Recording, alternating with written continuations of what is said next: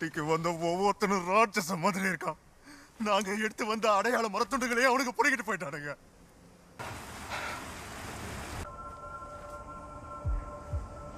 மோதி பார்க்கலாம். என்ன உளறிட்டு இருக்கான்?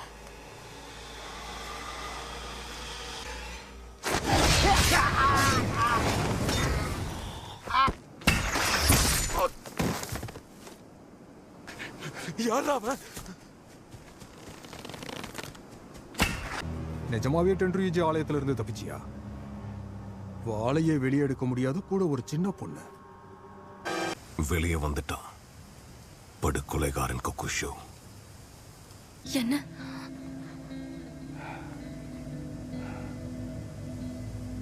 எனக்கு தெரிஞ்சதெல்லாம் வெறும் கொலை செய்யறது மட்டும்தான். ஹாய் ஃப்ரெண்ட்ஸ், இன்றைக்கி வந்து நம்ம 2025 வெளியாகி தமிழ் டப்புடில் இருக்கிற ஒரு செம்மையான படத்தை பற்றி தான் பார்க்க போகிறோம்.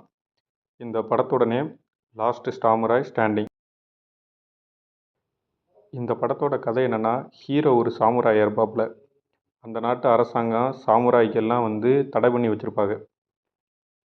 அதனால் வந்து சாமுராயிலேருந்து வந்து வீட்டில் வந்து குடும்பத்தோடு வாழ்ந்துக்கிட்டு இருப்பாப்புல நம்ம ஹீரோ.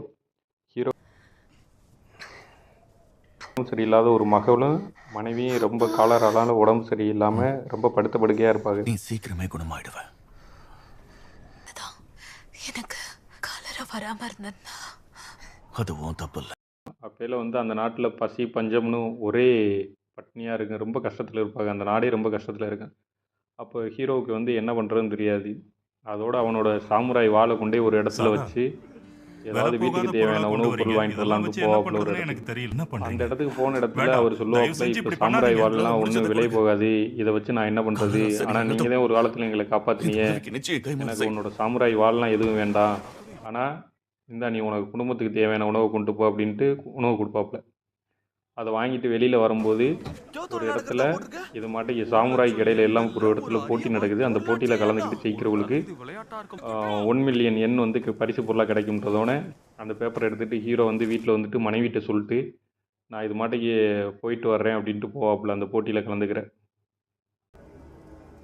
என்ன நடந்தாலும் இந்த போட்டியிலிருந்து நீங்க விலகவே முடியாது.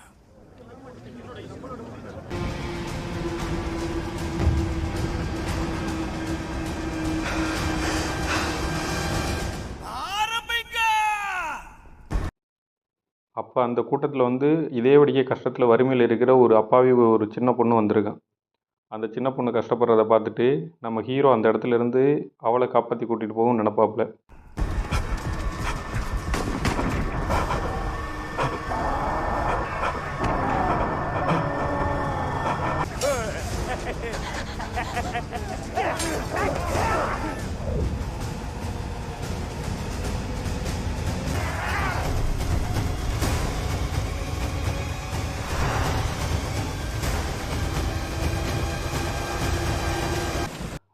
அந்த இடத்துல இருந்து ஒரு வழியாக அந்த சின்ன பொண்ணை காப்பாற்றிட்டு ஹீரோ வந்து வெளியில் போயிடுவாப்புல.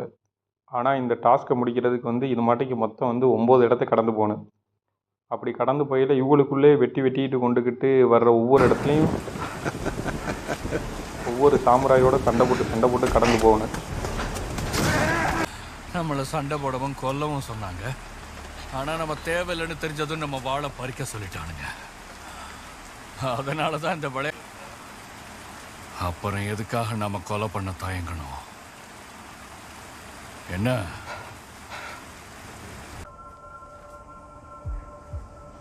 மோதி பார்க்கலாம்.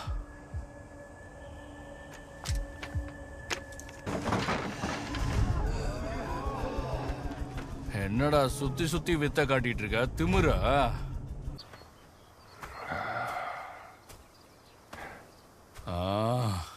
எனக்கு இது பத்தலையே.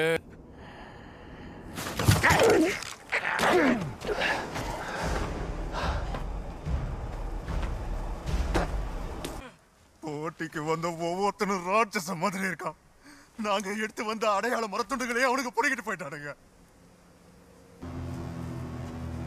நிஜமாவே டென்ட்ரியூஜி ஆலயத்துல இருந்து தப்பிச்சியா? வாளையே வெளியே எடுக்க முடியாது, கூட ஒரு சின்ன பொண்ணு.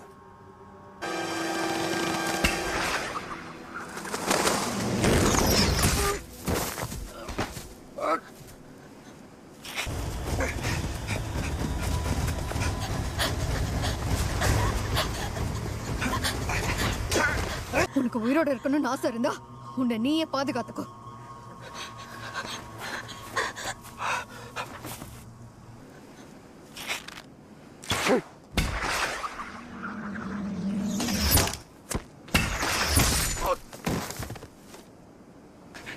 யாரா அவன்?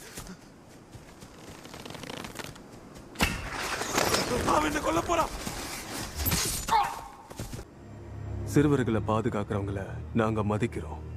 அவங்க கூட சண்டை போட மாட்டோம். நீ சொல்றதெல்லாம் நம்புவோம் நினைச்சியா?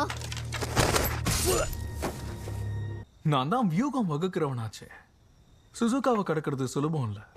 அதுவும் சண்டை போடாத ஒரு பொண்ணை கூட்டிக்கிட்டு அந்த காட்டை கடக்க கஷ்டப்பட்டிருப்பீங்க. நீ அவன் இல்ல. இந்த ஆள் என்ன உளறிட்டு இருக்கான்?